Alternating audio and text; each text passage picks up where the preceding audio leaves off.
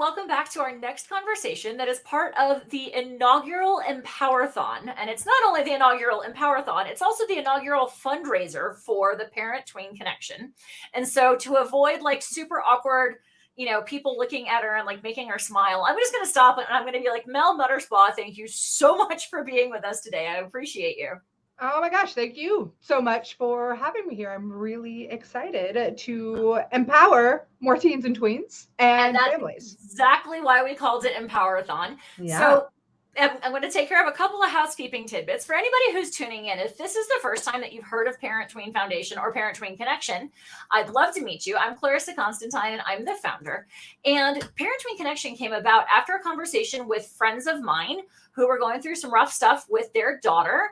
And the mom said to me, I just wish I had other parents to talk to. So fast forward, the kiddo is now 21. She has survived all of the cray-cray and the really, really hard things. And we have a professional network of folks who work with teens, tweens, and families. We have a family community called Parent-Tween Village, and we really work to introduce them to each other. But there are still times that there is a huge financial gap.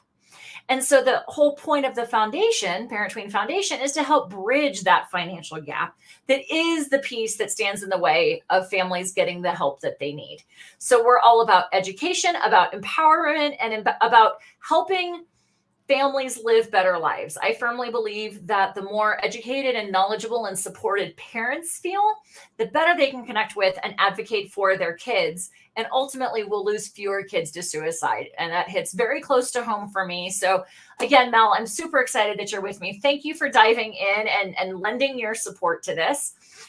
And by the way, listeners, we are streaming live to our Facebook group, to our LinkedIn page, and to our YouTube channel. If you're in our Facebook group, go ahead and ask questions as we go along if you're able to tune in.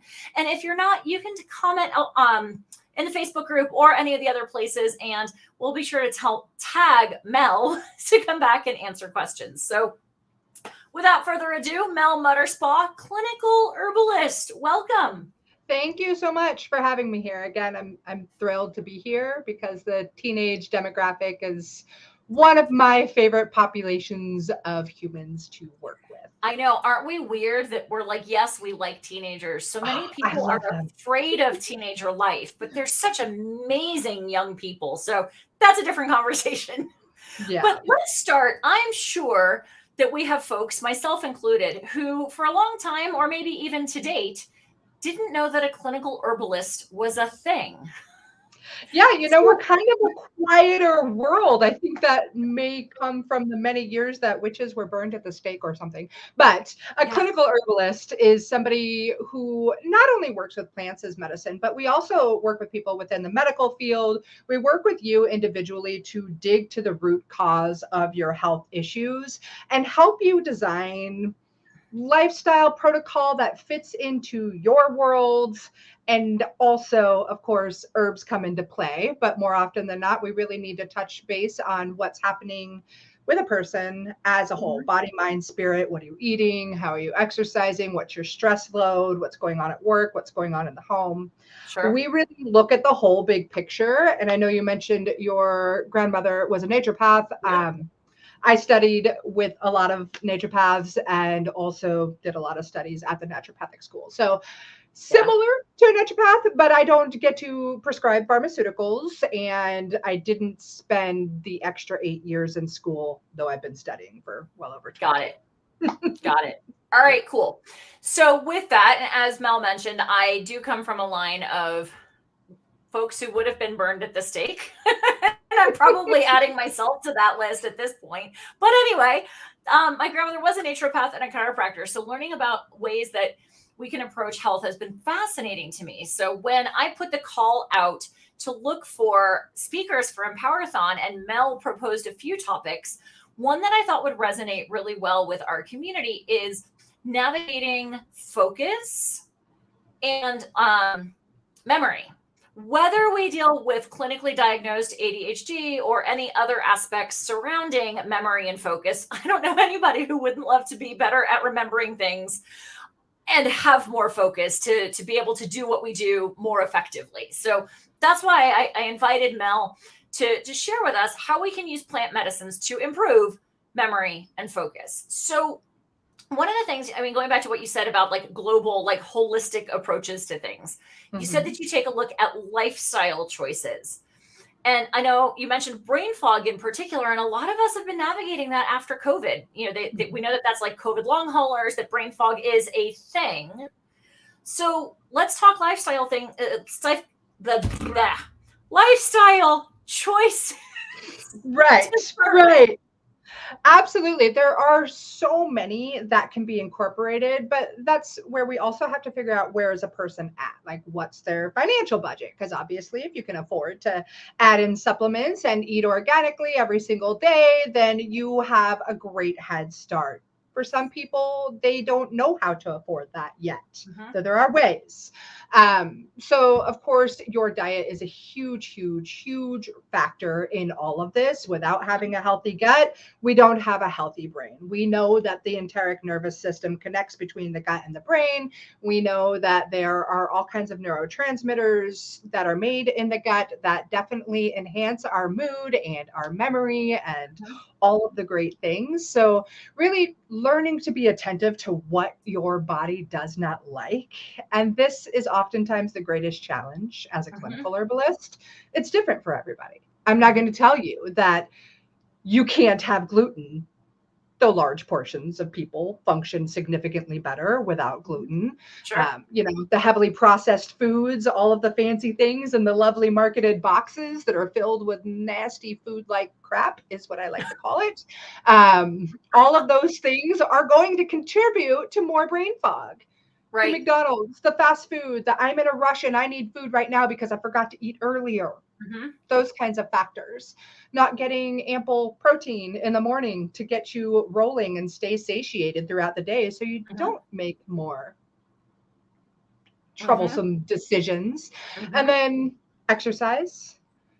And a huge one, which definitely ties back to herbalism, is connection to nature and the ability to go outside and be in nature. I know when I'm having those brain fog moments or when I am really, really stressed, if I can just take a walk outside, it's like magic. That right there is the best herb or drug I've ever Mhm. taken. Well, and for me, sometimes I can't necessarily get outside if I'm with clients or like, you know, doing these awesome interviews. Like I have to be right here for it, but and I could take a 5 minutes out, but there's an aspect too of just having my dogs nearby. You know, Yeah. that piecing out just a little bit, tuning into another being, another sentient being, and having that connection for just a minute is simpler for me. But Mm. I know I could get outside in my bare feet more frequently. Right. Yeah. Like I told you before I got on this call, like in the summer when it's nice out, I sit and work on my back deck and I'm covered with trees and I have a river 60 feet away from me. And I'm fortunate in that way. But I also made it that way because I was like, I Sure. need this for Yeah, myself to be happy and successful and functional and all of those things. So, absolutely. and you're right, it's not available for everybody. So there's Correct. always breathing. Mhm. There's time to stop, to Mhm. close the computer, to close the social media, right? We're all addicted in such huge ways No and kidding. No they did their kidding. jobs well in creating So, those. eating healthfully, uh, exercising, do you see and or prescribe or recommend more cardio, more strength training, a combination of both? Combination of both for sure. It's going to depend on the person. It's going to depend, like, do you have any other disabilities? It's going to depend on what age you're at. Where are you at physically? Are you extremely obese? Have you just led that American sit in front of a TV or computer all day Mhm. life? Where are we Mhm. at? So Well, and figuring those things. I imagine also determining whether somebody's been dealing with disordered eating plays into Mhm. this as well. So, okay. Absolutely. We do have a comment. Lori Bender's tuning in. She was actually another one of our guests for Empowerthon, and she specializes in helping students make the transition into the college life from high school. So Yeah. she said such an important topic to consider, especially for college students. But she also is curious, and if this is going to be part of where we go, that's fine. You can address it when we get there. She's Mhm. curious whether you support the combination of L-theanine and caffeine for morning or midday focus. So if that fits in somewhere, great. Yeah, personally for me, if I take caffeine in the midday time, it turns my brain into the most frazzled freak show in the world. Like Right. I cannot focus. And I love coffee. Don't get me wrong. I drink Mhm. coffee in the morning. It's my motor starter. But if I do add caffeine to me, it doesn't Mhm. work.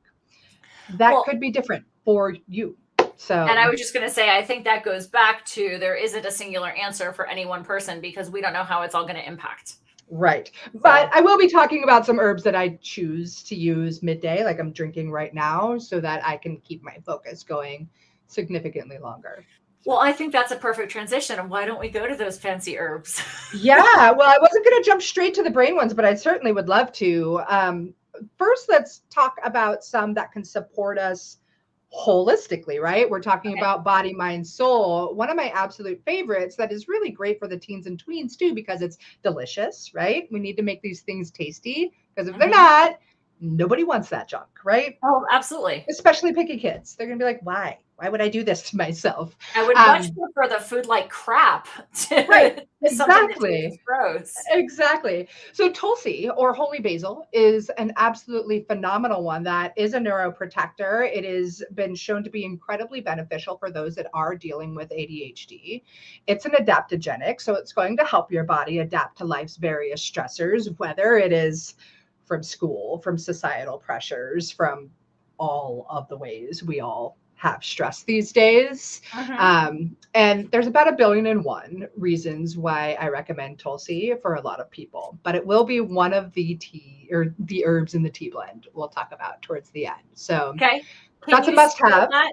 Can you spell that Tulsi. out? Yeah, Tulsi. Okay. And I'm trying to, it's also called holy basil. Mhm. And it is oximium. I can't, there's a few different species to it that I can't recall off the top of my head or Okay. spell for you. That's okay. No worries. I just want folks who are listening to be able to at least be able to go find it, which we'll talk about where to find these later. Yeah, But absolutely. so that's one that's kind of an overall adaptogenic that helps us with stress levels, period, but Right. especially ADHD. Good to Mhm. know. What Yeah, else? absolutely. So another one along those lines that I love, that's super easy to grow, that is absolutely delightful and refreshing. It's known as nature's sunshine, and it uplifts the spirits, especially for those dealing with seasonal affective disorder and those dealing with the inability to focus due to symptoms similar to ADHD or actually diagnosed with ADHD. So that would be Mhm. lemon balm or Melissa officinalis. And then we'll start getting into the really good brain stuff. I was Those going are to both say, really great brain if stuffs too. anybody's watching, you'll notice that I'm putting my head down because I'm writing these down to create yet another sticky note for me. Because as someone who navigates symptoms of ADHD, sticky notes are both my best friend and my worst enemy. Oh my gosh, I have recently discovered this. This is a rocket book. Yep. And have you used that I before? have two of them right here. Yeah, I So, have two also. I was gifted one and I was like, this is fantastic. I need another. indeed. All right. So, holy basil or tulsi for ADHD or ADHD like symptoms. Lemon balm, you said, for more emotional balance, like dealing with some of the seasonal affective disorder or those types of situations. Yes, it's also fantastic for ADHD people as well. Got it. Okay. Um, and then I really absolutely love ginkgo biloba for mental clarity and focus. It does a phenomenal job of bringing circulation up to the brain, increasing oxygenation, helping increase the memory, helping you stay really sharp and alert and alive. Also, for future purposes, decreasing the potential for Alzheimer's or dementia, Okay. as well as helping those that are already there to Okay. thrive a bit more. So that is a fantastic one. We could just, all these herbs we're talking about could just go into an incredible tea blend, honestly. Awesome. Um, yeah, for sure. Another great one is Gotu Kola. And this, you do want to be careful of your sources of Gotu Kola or any herb, really. But Gotu Kola does grow in a lot of ditches around India and other countries. And some people will definitely try and sell some very poor quality Gotu Kola. So if you want good herbs to work well, you need to start with really great quality herbs. Well, But and this, so go ahead. nope, go right ahead. I was going to say, so we've got four here, and I'm sure we could talk all day about fabulous, fabulous resources. where do we get, like you said, good quality sources? Like if I go to Whole Foods, can I trust that, or Trader Joe's, or? I would presume most things in Whole Foods are going to be of decent quality. I'm not a huge fan of teas already in tea bags, but I also ran an herbal product company for a long time, and ours were loose leaf. I really love to connect with as local farmers as possible. So wherever you are, if you can find local herb farmers, fantastic. Order from them. Make sure that they're organic. You will have, or at least grown organically. You will have superior herbs all day long with those kinds of companies. One of my favorite is Oshala Herb Farm. They are a woman-owned family herb farm out of Southern Oregon, so close to Ashland, and Williams is a tiny town. Their herbs are second to none. Like I've toured their farm, I've been in all their places. I love the people that own it, and the quality of their herbs is amazing, truly amazing. Okay.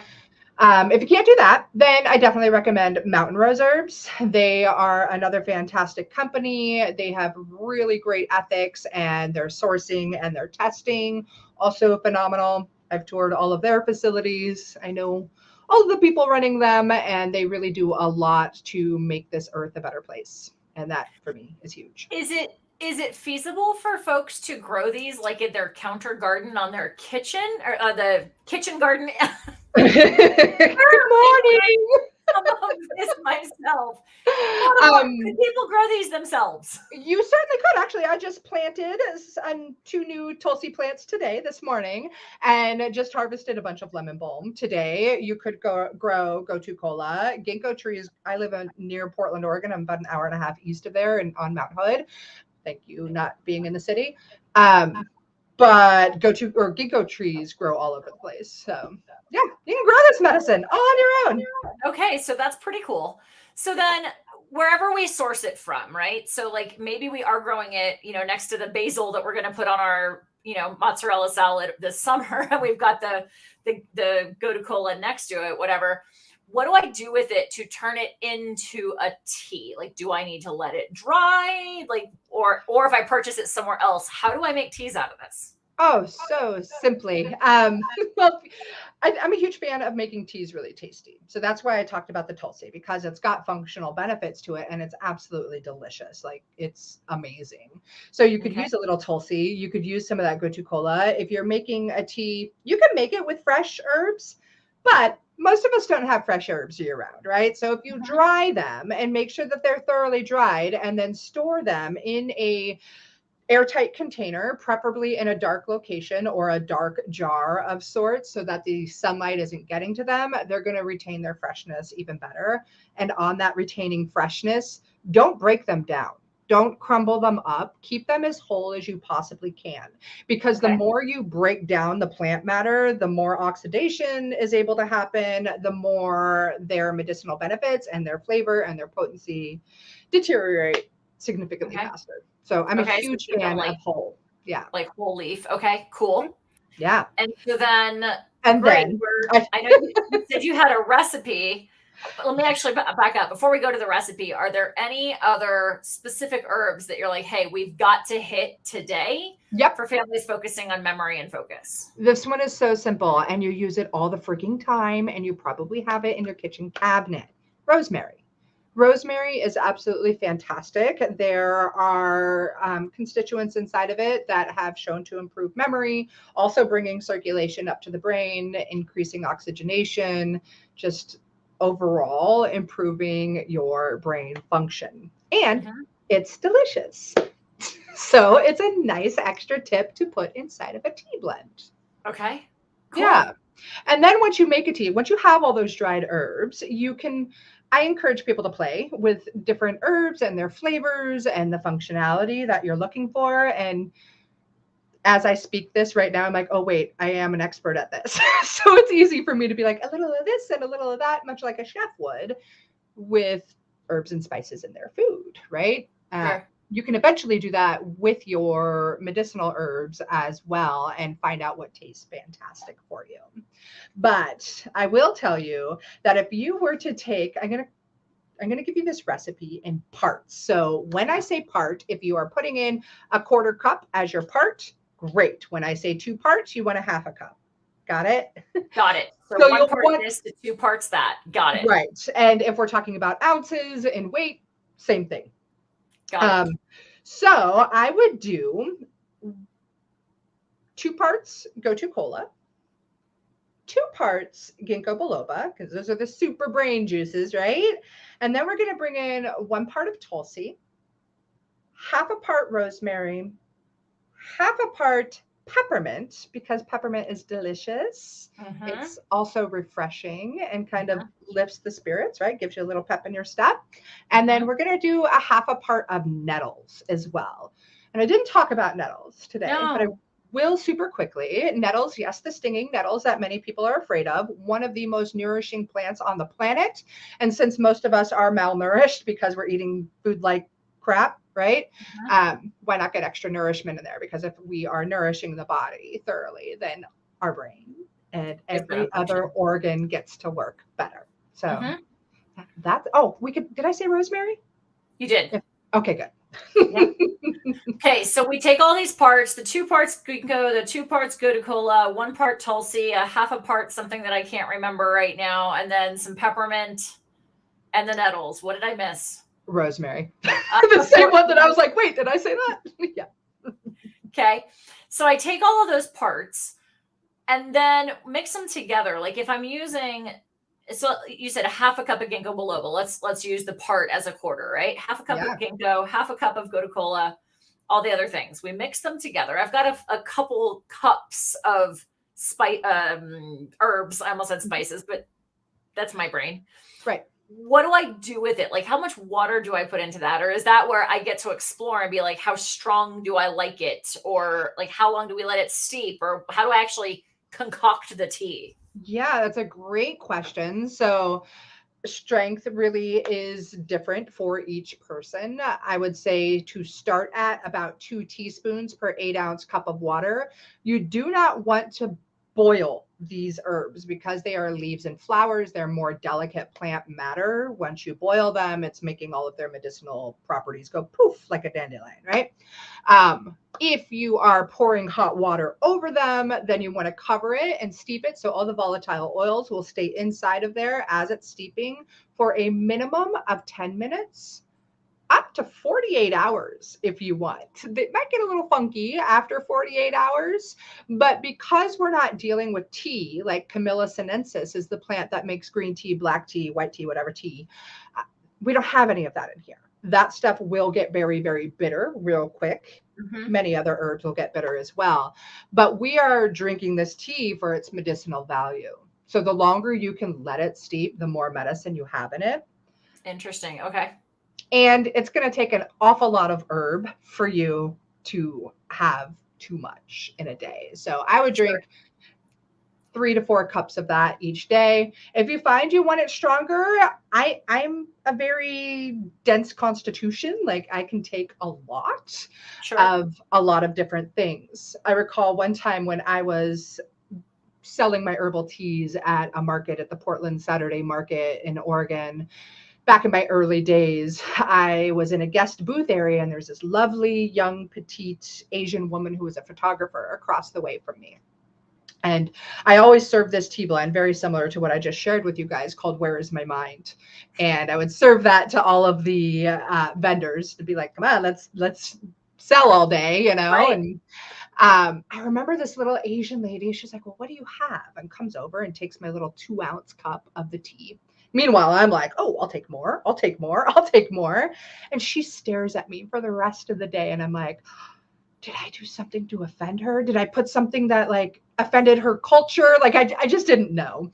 And she was just looking at me suspiciously all day. And finally, towards the end of the day, she comes up to me and she says, what did you put in there? And I was like, well, it's ginkgo biloba and gotu kola. And I went down the list and she's like, I took 1 sip and it went straight to my brain. 1 sip, 2-ounce cup. Me, I'm drinking like half a gallon a day. Right. So, yeah. Okay. Okay.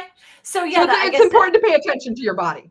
Well, because that was going to be one of my questions is, you said you may have 3 or 4 cups a day. And, I said it's going to take an awful lot to have too much, but that's for you. And maybe there is something that would be like, oh, whoa, that like I felt that immediately. I need to take a break from it. Something like that. It's possible. Yeah. And it really depends on the constitution of the person. Mm-hmm. And so your energetics. Let's chat a little bit.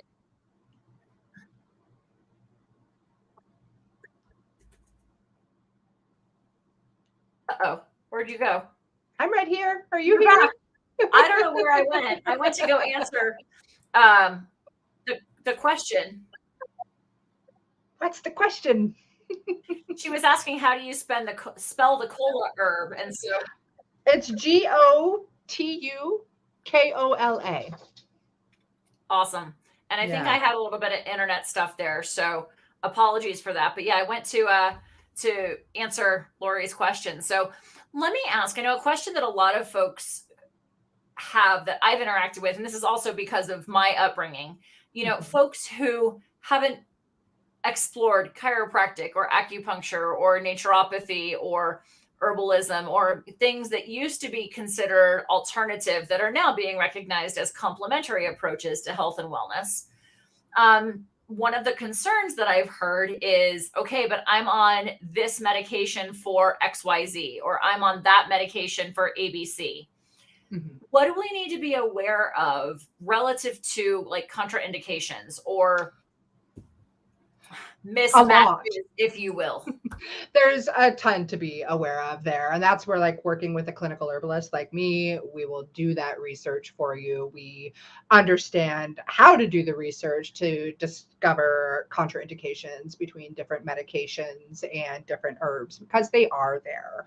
And so many people, what I'm seeing is exactly this. I'm seeing so many people that are so eager to get into herbal medicine and they want to ditch everything pharmaceutical. So they're like, I'll take this herb and it's the XYZ pharmaceutical because it's, and we can't do that. We can't do that. That's plain and simple. Some people really need their pharmaceutical medications, number one. And sometimes it's not safe to go off of them. Also, there are herbs that are contraindicated with many different pharmaceuticals, and it's important to be really cautious. The unfortunate thing is that most of our doctors in the Western medical system have absolutely zero training and knowledge in this realm, and that's where a clinical herbalist comes into play and can help you with that and navigate it. So awesome. Awesome. All right, so we have talked about, first of all, what a clinical herbalist is and how you work with clients / patients, as well as the other practitioners on their medical team, to look at the entirety of the human being and make sure that we're supporting them holistically. We've talked about holy basil, lemon balm, ginkgo biloba, gotukola, rosemary, and there were a couple of others in there. Yeah, I tend to do that. Sorry. Okay. I think we said nettles. The nettles, for sure. Yeah. Absolutely. We've talked about making sure that we get quality herbs from a quality source. You gave us a couple. Can you remind us the names of those? Yeah, Oshola Herb Farm is one of my favorite farms to ever order from. However, wherever you are in the country, if you can find a local herb farmer, please support them. They do great work. The other one that is on a significantly larger scale is Mountain Rose Herbs. Right. Okay. I can drop a link to it in the comments of this video. And there too. Sure. Awesome. Yeah. And then we talked about how to process them, as it were, like how to utilize the herbs to make tea. And that at the end of the day, don't just go crazy getting rid of all your pharmaceuticals, because they're there for a reason. Mm-hmm. There may be an herbal approach that can be complementary or long-term help take away the pharmaceutical, depending. But that is not to be undertaken lightly. Yeah, absolutely. Okay. Awesome. Any parting insight for folks? Yeah, start exploring these plant medicines with your kids. There's no greater empowerment than learning that these plants can heal you, and you can do it a large part on your own. It's beautiful. It's a great way to connect. Like what I'm seeing in my communities that I teach moms how to use plants as medicine, and the kids are so fascinated. They are so excited. And then it's lighting these moms up too, because they're like, we're connecting over chamomile, or we're connecting. I just had a cute little 9-year-old boy shoot me a video. It was like, I love learning with Mel. She taught me about horsetail and it's awesome. It was just like, that's cool. That is so cute. Right? Awesome. And it's great. I didn't have that as a kid. I'm grateful my daughter does. It's great. For sure. Well, and again, that's one of those things that drives us at Parent Tween Connection is you don't know what you don't know. And so maybe you're listening in and you're like, oh, that herbal stuff is a whole bunch of crap. All right, well, you're entitled to your perspective. And at the same time, if you're interested in exploring some different things, maybe this is a direction to go. If you want to connect with Mel, all of her contact information is in the description of our Facebook Live. It's on our LinkedIn page and in the YouTube event. So you can find her all the places where she is through there. And I had mentioned this is a fundraiser, and you've probably forgotten about it because I forgot to tell you that there was going to be a shameless request for donations. So now that I've told you that there was going to be, here it is. Again, we're launching the Parent Tween Foundation so that we can help connect families with the professionals who can help parents and kids. And if you found some good information today, whether you're listening in live or whether you're tuning in between now and Father's Day here in the US, which is the 18th of June, the best way that you can say thank you to Mel for offering of her time and knowledge today is to make a donation through the link on the description of her event. We have a little friendly contest going on amongst all of our speakers that whoever is our fundraising guest participant, meaning whoever helps us raise the most funds through their personalized link, we are going to donate 20% of whatever comes in through their link to a nonprofit of their choice. And you had mentioned, I need to scroll, the 1% for the planet. What do they do, and how does that tie into teens, tweens, and families? Yeah, 1% for the Planet is an environmental nonprofit. The whole reason I ever got into herbalism is because of my deep, passionate love for this planet. And without us having a healthy planet, we have no teens and tweens. So or adults or anybody else. So 1% for the Planet was actually founded by the same person that runs Patagonia. When I had my herbal products company, it was before I made my first $1,000 in sales, I started donating to 1% for the Planet. And when I got into herbalism, I was a backpacking guide and wilderness therapist for at-risk high school kids and our teens and tweens. And that is kind of where this all sparked for me. And yeah, my greatest love is this planet. So if you donate with my link, I will also send you more tea recipes that you can download and have all of the resources for you to get really high quality seeds to grow and the great places that you can order your herbs from. So awesome. Yeah. There's a little extra incentive. So Mel, thank you so much. I know I learned today, and I appreciate you being with us. I appreciate anybody who has tuned in along the way or who watches this at any time down the road. So with that, I'm going to say over and out, and we will catch y'all on the flip side. Thanks, Clarissa. Bye, everybody.